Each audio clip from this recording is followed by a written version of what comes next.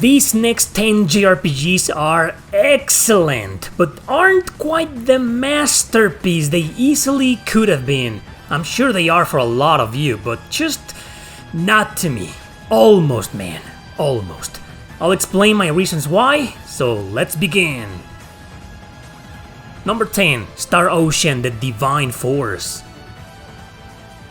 This is the last main entry of the series that came out a few years ago. I do have a full review of it that I did when it came out, so check it out if you can. It will definitely help you understand in detail why this could have been a masterpiece. It's not just one problem, it's several of them. And it's not the graphics, their questionable resolution, and their blurry style. It's everything negative I expressed in the review. The difficulty spikes that are beyond nasty, up to the point where they make absolutely no sense. Look at this boss fight, look at this! What the hell did I do? What? A few puzzles that are insanely cryptic and frustrating when combined with platforming, or often falling to the void. It's also the Duma thing that became the best, and the worst thing about the game, that little thing you attach to your character in the back to fly around or float around. It's hard to control, not 100% intuitive, making you mess up more often than you think. You eventually get used to it. So I still believe this is a really good game, very worth playing. In fact, it became one of my favorites in the series rather quick, but with all things considered, it's not really the masterpiece. Almost one.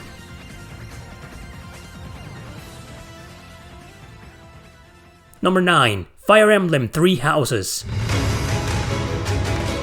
I love this game and I think it's excellent, but it's extremely easy to elaborate on why it isn't quite the masterpiece it set out to be. Maybe it is for you, but for me, this game can be incredible and all that jazz, but it's just not a true Fire Emblem game. That name kinda died when Awakening came out and the storytelling went to hell. Thankfully, this had different writers behind it and the plot, time jumps included, was phenomenal. Very well written story here. But I don't care for most of the characters, at least not when it comes to personality and dialogue. There's a lot of compile hard humor or Falcom type of charisma that seems like it doesn't belong in a Fire Emblem game. The school simulation mechanic was cool, I'll give you that. But then what the hell am I playing then? Is this really a Fire Emblem or a Persona or Trails game? Have you played any other Fire Emblem games before? This is completely out of place. There's too many minigames and bonding sessions and yes, this, look at this! What the hell is this? Tea time with your crush? Wow! So in other words, the game's just too its own thing, I guess? To be called a proper Fire Emblem game? No. Yes, I'm a purist, yes, I'm that guy who said the same thing about the Final Fantasy series a long time ago, but at least the one thing you fan and I have in common is that I greatly enjoy this big strategy JRPG, Fire Emblem or not.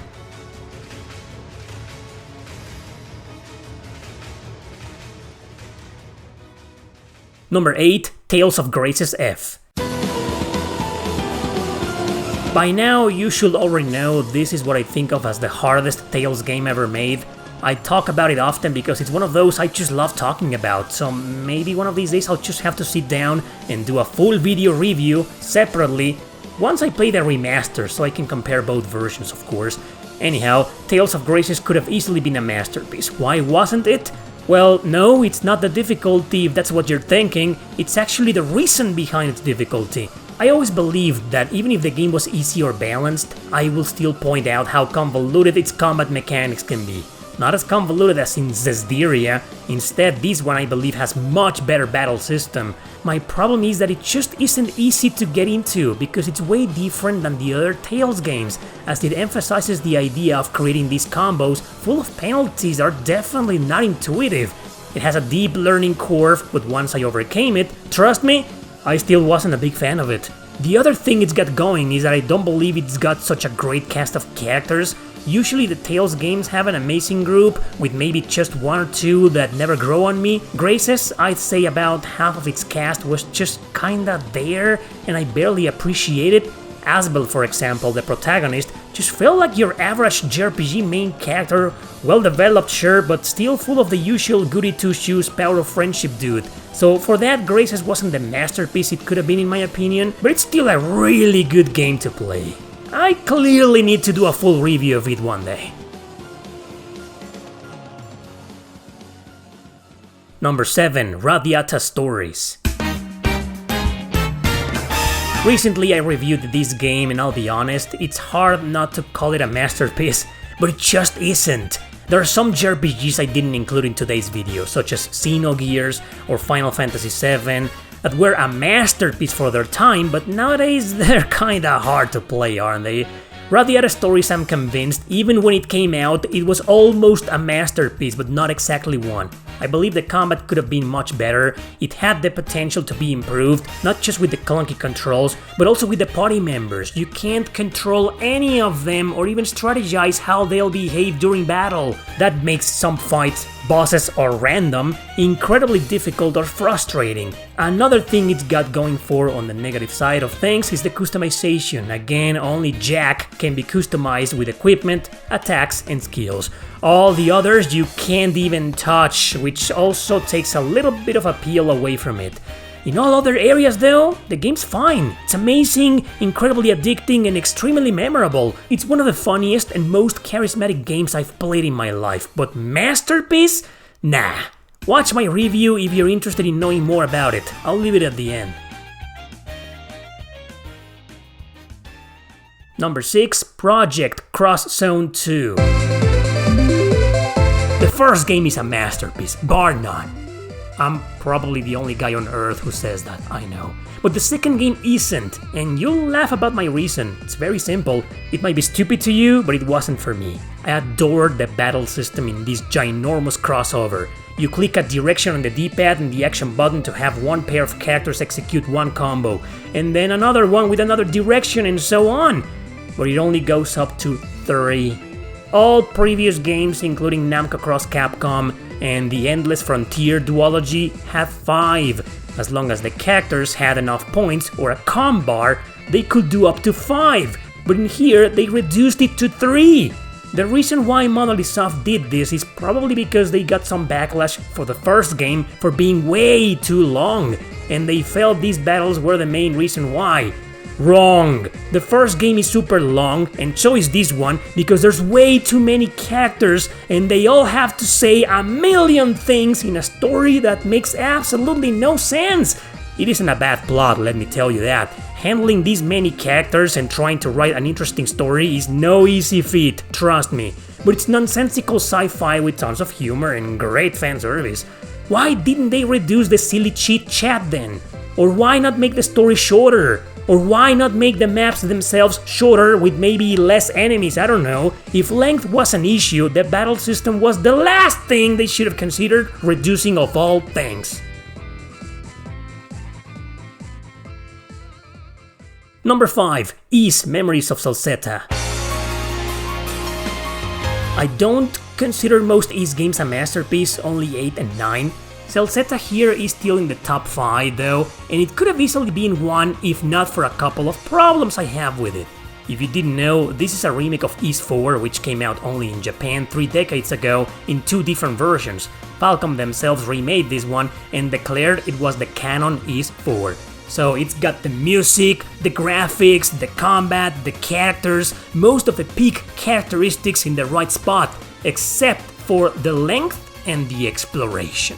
In terms of the latter, I think it's got some of the longest and most exhausting dungeons ever in the series. They just go on and on and on, making you backtrack a lot to solve a collection of annoying puzzles. However, it is incredibly ironic that despite the dungeons being long and tedious, you can beat this game in less than 20 hours. That is if you focus on the main story alone and ignore all optional content. Chances are though, you'll still end up doing some of that optional stuff by accident, as it happens in most Ys games. I mean, I get it, it's a full remake of a really retro game and they never had that much to work with for a 30+ hour long adventure, right? So the short length is justified 100%, but it doesn't change the fact that it falls short as opposed to Ys 8 or 9 in the series.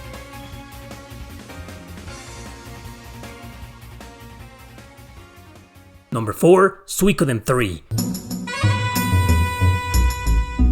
Actually, when I first played and beat this game, I liked it so much that I did consider it a masterpiece. It wasn't until I gave it a second playthrough when I noticed I couldn't cope very well with some of its major flaws. Of course, time had passed and I had gotten used to newer gameplay mechanics and quality of life features, but I still appreciated its masterful retro design for what it was. Nevertheless, it has no excuse for some of its frustrating shenanigans, not even back in 2002. That battle system, where your characters act in pairs and you can only select the actions of one, often makes me take a deep breath. Because I know I'll have to deal with some character AI fuck-ups that aren't even my fault. Same with the strategy battles where the AI is even worse and you have even less control. Most people don't like the battle map interface though, but I really had no issue with that. It was the combat itself. And lastly, the exploration could have been handled better with a more balanced encounter and better rewards in chests or missable items. You know what? There's way too much to say about this game. Too many great things, but also too many bad things. Impossible to narrow it down in a top 10. Which is why I already wrote a full video review of it. Oh yeah, coming soon.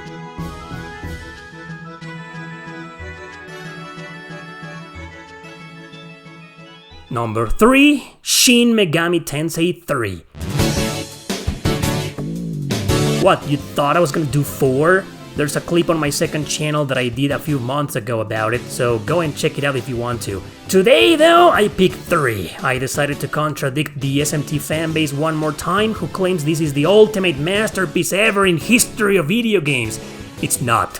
It's got 2 things going for it, one of them being utterly infuriating, and no, nothing related to its legendary difficulty.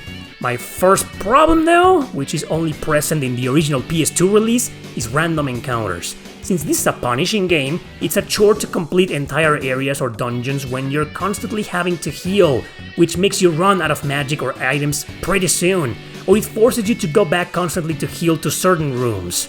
The remaster sort of fixed that with the merciful mode, so you could just go on forever destroying everything easily, getting a lot of experience, which made it far less grindy, and then just enjoy the boss fights on normal or hard mode, exactly how it's intended to be. Don't fight the bosses on merciful mode, man, just no.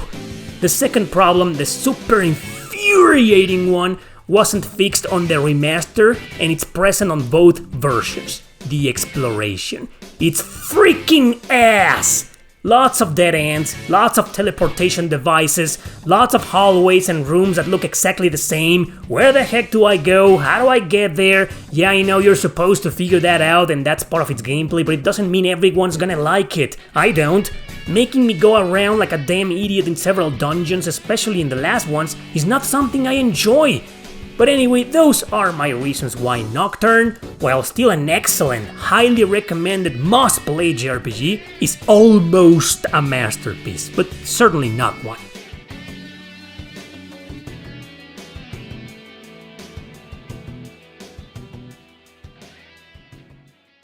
Number 2, Final Fantasy XII. I love bitching about this game, I know that. But I love it too, don't forget that. So this is the poster child of the video. Well, Radiata Stories kinda gave me the idea for it, but this is the perfect example of a JRPG that could have been a masterpiece. It had everything. Open world but still linear with exploration at your own pace, very creative combat, quite engaging, inspired by MMORPGs, a deep job system, mature and adult-oriented story written by none other than Yasumi Matsuno, beautiful AAA graphics, excellent fan service, and some terrific characters and antagonists. But no, they had to add stupid Vaughn here as the MC. And yes, believe it or not, he was conceived, developed, and written as the protagonist by Yasumi Matsuno himself before he left the company. The myth that Bash was supposed to be the main character was just that, a myth. But you know what? It's not just Vaughn. It was also the convoluted job system and the skill tree that, well, is just convoluted also as hell. I swear I never got into it and just remained with regular jobs for everybody. That made things way harder for me, of course, resulting in never-ending grindfests. Well, that and the fact that I didn't know how to make money here until I found out you could sell all of your junk. Yeah.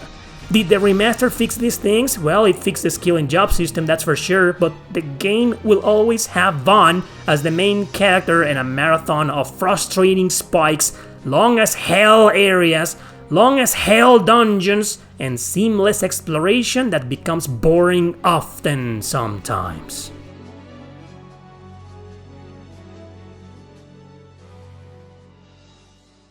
Number 1. Auden Chronicle 100 Heroes. I always felt Yoshitaka Murayama wouldn't be able to make a JRPG on par with the excellency that were the first two Suikoden games again. This being a spiritual successor was certainly not a letdown, far from it, but it came close. Just not close enough to be a masterpiece. I called it one in my review because I had just finished it and was still very excited about it, but it's not. Obviously, its biggest issue by far is the horrendous localization 505 games did, pissing all over Murayama's script. I'm also convinced Marisa here wasn't the main character until 505 games got involved. What a coincidence. But there's a fan translation of this game for the Steam version that removes all the politicized nonsense the original had. I unfortunately haven't played that, but it exists, and it's a workaround the game's biggest issue, right? So why am I still reluctant to call it a masterpiece? Simply because the story and some of the gameplay just wasn't quite there, you know? I believe the plot had a great and large cast of characters, but most of them felt very generic, annoying, or straight up unlikable. The story was a good old political drama in the classic Suikoden style, but lacked the passion and the humility of the Suikoden games. In a lot of scenes and twists, it just felt like it wanted to be Suikoden 2 so bad. The gameplay was fantastic and addicting, but to recruit some characters, you needed to complete entire quests of minigames that weren't that fun or were frustrating to say the least. And when I mean entire quests, I mean win on these minigames against like 20 different opponents. None of the Suikoden games had such punishing requirements to recruit certain characters, none. And I can't get past the duels feeling scripted and confusing with no clear rules or penalties. They weren't intuitive or engaging and felt like my choices didn't really matter most of the time. Regardless, this is still a really good game. Obviously the fan-translated version is the one to go with, but it just had too many issues to reach the desirable crown of a true masterpiece.